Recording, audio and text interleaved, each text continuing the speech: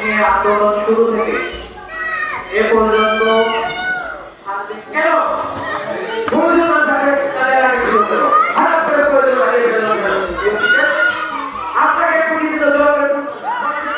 হঠাৎ করে একদিন আমার খাওয়া বন্ধ করে দেবো কেন? দরিদ্রতার মধ্যে পড়ে কোনো সিস্টেমের মধ্যে আমাদের সামনে হতে পারে, কিন্তু